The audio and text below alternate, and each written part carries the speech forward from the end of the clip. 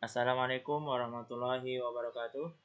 Anak-anak sekalian, insyaallah pada kesempatan kali ini kita akan membahas tentang nun sukun atau tanwin pada pelajaran tahsinul qiraah. Ya, lihat handbooknya di halaman 9 dan 11 kelas 6. Sebelumnya mari kita awali dengan bacaan basmalah.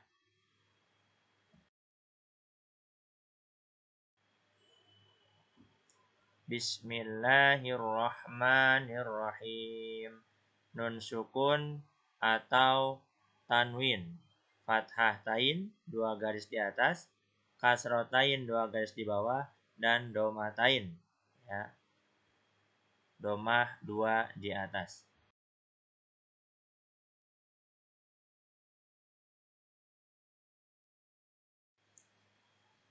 Kita masuk ke pelajaran 4. Nun sukun dan tanwin. Ketika membaca Al-Quran, kita akan menemukan huruf nun sukun dan tanwin bertemu dengan salah satu huruf hijaiyah. Maka cara membacanya ada 4 macam. Ya, nanti ada yang dibaca izhar, jelas dibacanya, jelas n jadinya. Kemudian ada dibaca idgham, melebur huruf berikutnya. Ada yang dibaca iqlab, berubah. Ada juga yang dibaca ikhfa, samar. Yang pertama izhar. Izhar secara bahasa berarti jelas. Jadi manakala ada huruf nun sukun dan tanwin, ya, nun sukun atau tanwin bertemu dengan salah satu huruf-huruf izhar, maka huruf nun sukun dan tanwin dibaca jelas n. Ya, n-nya jelas, terdengar n. Berikut adalah huruf halqi, huruf-huruf yang tempat keluarnya di tenggorokan yang merupakan huruf-huruf izhar. Oleh karena itu disebut izhar ini disebut izhar halqi. Huruf-huruf izhar halqi ada 6, yaitu ha, a, ha, hamzah, ain, ha, a, ha, ghain, kha, gha, kha. Ya, kalau berharokat fathah tadi ya. Pertama, kita bahas yang keluar dari tenggorokan bawah. Ada dibagi 3 ya. Tenggorokan bawah, tengah, dan tenggorokan atas. Tenggorokan bawah, huruf H dan hamzah. Contoh, dalam surat 5, surat Al-Maidah ayat 32. Min ajli. Min, N-nya terdengar ya. Min ajli. Kemudian dalam surat Al-Kautsar ayat 2, wan har. Wan har. Ya, nun mati ketemu ha. Wan har. Kemudian keluar dari tenggorokan tengah. Ada ain dan ha. Contoh surat 15 ayat 82. Yan, n-nya jelas ya. Yan hituna. Kemudian surat Al-Fajr ayat 2. Walayalin ashar. Lin ashar. Ada n-nya ya, terjelas. Kemudian yang terakhir gha dan kha yang keluar dari tenggorokan atas. Gha, kha. Aliman khabira, ya.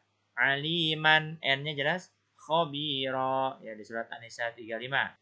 Kemudian dalam surat Fatir ayat 28, azizan ghafura. Azizan, zan, ya, jadi jelas n-nya. Ini 6 huruf izhar halqi. Hamzah, ha, ain, kha, dan gha.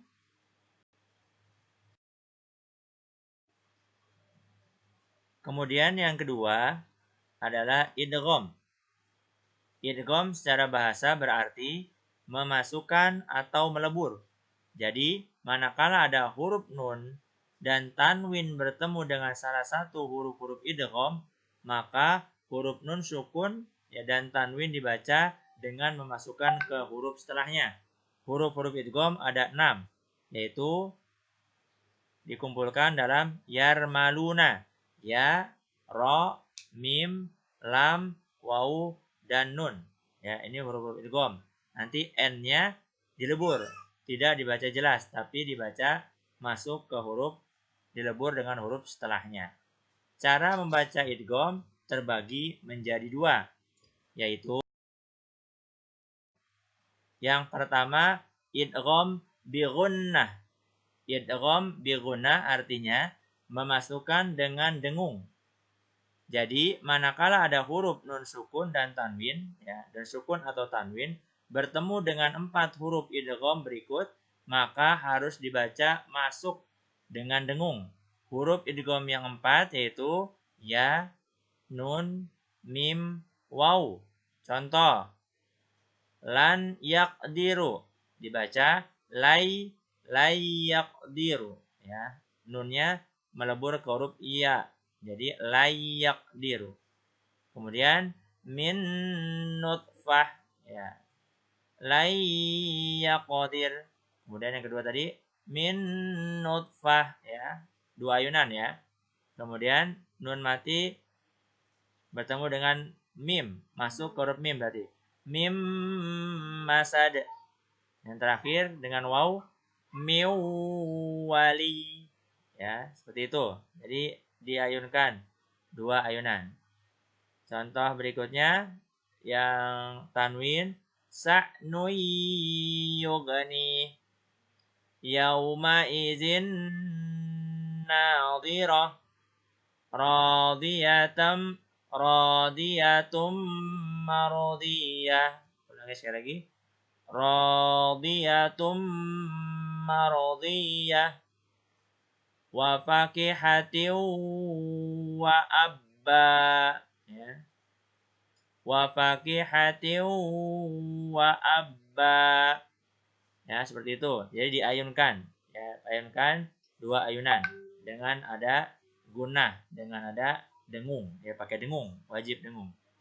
Pengecualian untuk idgham bi gunnah hanya terjadi apabila nun sukun dan tanwin bertemu dengan huruf idgham dalam kata yang berbeda. Ya, jika nun sukun atau tanwin berada dalam satu kata, maka yang terjadi bukan hukum idgham, melainkan izhar mutlaq. Ya, ini ada 4 contoh izhar mutlaq. Qin wa nun, ya, jadi nggak usah qin wa, salah, ya, ini dibaca izhar. Qin wa nun, bunyanun, sinwanun, ad-dunya, ya. Jadi selain 4 ini, ya, ini dalam satu kata, maka dibaca izhar. Kalau berbeda kata, ya, berbeda kata yang berbeda, maka baru diidghamkan. Kedua, idgham bila gunnah. Idgham bila gunnah artinya memasukkan dengan tanpa dengung. Jadi, manakala ada huruf nun, sukun, dan tanwin bertemu dengan 2 huruf idgham berikut, maka harus dibaca masuk dengan tanpa dengung. 2 huruf idgham yang dibaca tanpa dengung yaitu lam dan ro. Contoh, mir rabbihim, min ladunka, aklal lamma, hudallil muttaqin.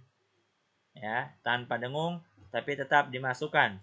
Bukannya min rabbihim tapi mir rabbihim. Bukannya min ladunka tapi min ladunka, ya. Bukannya aklan lama, aklal lama, ya, masuk ke huruf setelahnya dilebur. Hudal lil muttaqin. Oke, itu yang kedua. Ya, jadi ada 2, idgham bi gunnah dan idgham bila gunnah. Yang ketiga adalah iqlab. Iqlab secara bahasa berarti memindahkan sesuatu dari bentuk asalnya kepada bentuk lain atau berarti berubah. Jadi manakala ada huruf nun sukun dan tanwin bertemu dengan huruf iqlab, maka huruf nun sukun dan tanwin dibaca berubah M, ya, asalnya N jadi M. Huruf iqlab hanya satu, yaitu huruf ba. Huruf iqlab yang ba di contohnya adalah tulisannya lijan bihi, dibaca lijam bi, ya. Bagian dibaca bagiam bainahum, bagiam bainahum. Ya, seperti itu. Jadi N-nya berubah menjadi M. Kemudian yang keempat, yang terakhir adalah ikhfa. Ikhfa adalah as-satru, berarti samar atau tertutup. Memindahkan sesuatu dari bentuk asalnya kepada bentuk lain atau berarti berubah. Jadi, manakala ada huruf nun sukun ya, atau tanwin bertemu dengan huruf-huruf ikhfa, maka huruf nun sukun dan tanwin dibaca samar dengan cara mengucapkan huruf nun sukun dan tanwin dengan sifat antara izhar dan idgham. Huruf ikhfa ada 15, yaitu ta, sa, jim, dal, zal, zai, sin, shin, shad, dot, to, zo, fa, qaf, kaf. Contohnya kita lihat qaulan sadida, ya. Qaulan, ya, jadi n-nya tidak terlalu jelas, dibaca samar n-nya. Qaulan sadida. Ini lagi n-nya tidak dibaca jelas. Qada zahraq, qada zahraq. Yang terakhir contohnya yauma idin samaniyah. Ya. Jadi kalau ada nun sukun atau tanwin bertemu dengan 15 huruf ini, nunnya tidak dibaca jelas atau samar. Terakhir, untuk lebih memahami lagi tentang nun sukun atau tanwin, kita perhatikan bagan berikut. Nun sukun atau tanwin terbagi menjadi 4. Nun sukun atau tanwin apabila bertemu dengan huruf hijaiyah, maka cara membacanya ada 4 macam. Yang pertama, izhar, ya, bertemu dengan hurufnya? Huruf-huruf halqi, huruf-huruf tenggorokan, yaitu hamzah, ha, ain, ha, ghain, dan kha. Maka jelas N dibacanya. Kemudian yang kedua, idgham. Idgham itu N-nya tidak jelas, dilebur ke huruf setelahnya. Ada 2 macam cara membacanya, dengan guna dan tanpa guna. Apabila bertemu dengan huruf ya, nun, mim, dan wawu, maka dibaca dengan guna. Apabila bertemu dengan huruf lam dan ro, dibaca tanpa guna. Kemudian yang ketiga adalah iqlab. Hurufnya hanya 1, ba. Jadi huruf nunnya, huruf n-nya berubah menjadi b, ya. Maaf, huruf n-nya berubah menjadi m apabila bertemu dengan huruf ba. Dibacanya jadi M. Kemudian yang terakhir adalah ikhfa. Dibaca samar. Huruf N-nya dibaca samar apabila nun sukun atau tanwin bertemu dengan ta, sa, jim, dal, zal, zai, sin, shin, shad, dot, to, zo, fa, qaf, atau kaf. Ya. Selamat mempelajari lagi. Coba tolong dipraktekkan.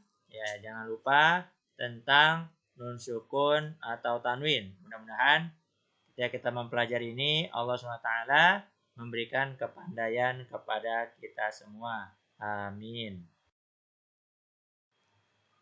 Alhamdulillah, anak-anak sekalian.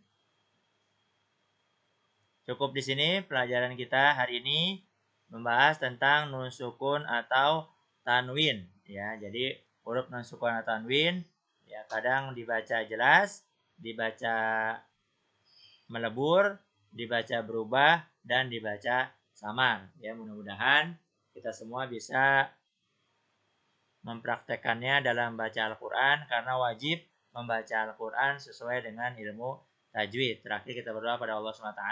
Allahumma arhamna bil Quran. Ya Allah, muliakanlah kami dengan Al-Quran. Wassalamualaikum warahmatullahi wabarakatuh.